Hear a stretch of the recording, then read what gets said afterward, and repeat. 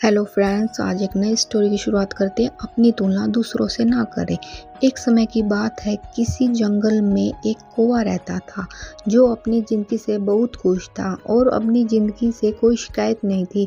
वो बहुत ही संतुष्ट था। एक दिन वो कहीं घूमने जा रहा था और अचानक उसकी नज़र एक हंस पर पड़ गई। सोचने लगा कि यार, ये तो कितना गोरा और सुंदर है, इसकी जीवन में तो झलसे ही झलसे होंगे, ये तो अपनी ज़िंदगी से बहुत खुश होगा।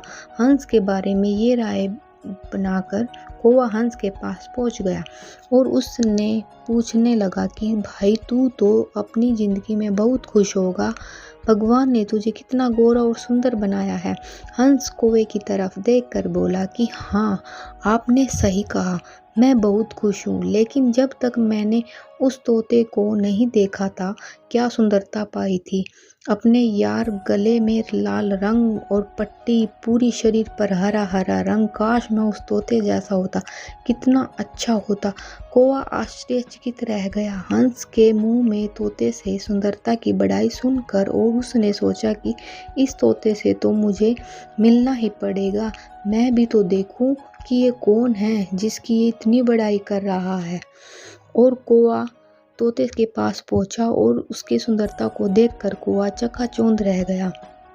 तोते से बोला, भाई, क्या जिंदगी पाई है तूने यार, भगवान ने कितना सुंदर बनाया है तुझे, तो अपनी ज़िंदगी में बहुत खुश होगा। तोता बोला, भाई, या तो तू पागल है या फिर मेरा मजाक उड़ा रहा है।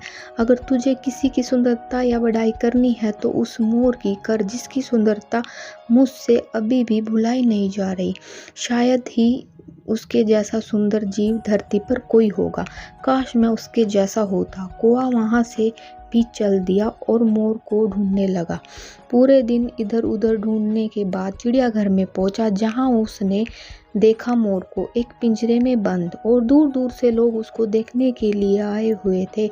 सब उसके साथ फोटो खिंचवा रहे थे। शाम को वहां से सबके जाने के बाद कौवा मोर के पास गया और उसके सुंदरता और उसकी ज़िंदगी को बढ़ाई करने लगा कि किस्मत कितनी अच्छी है, तुझे सब पसंद करते हैं, तेरे साथ सब फोटो खिंचवाते हैं, तू तो अपनी ज़िंदगी में बहुत ही खुश होगा। मोर कौवा से बोला, इसमें तुझे मेरी खुशी कहाँ दिखाई दे रही है। पिंजरे के अंदर ज़िंदगी तो अच्छी है, तेरा जहाँ मन कहे वहाँ घूम सकता है, जो मन कहे खा सकता है, पर मैं तो ना ही खा सकता हूँ और कुछ भी अपने मन का नहीं कर सकता। पूरे दिन इस पिंजरे में कैद रहता हूँ।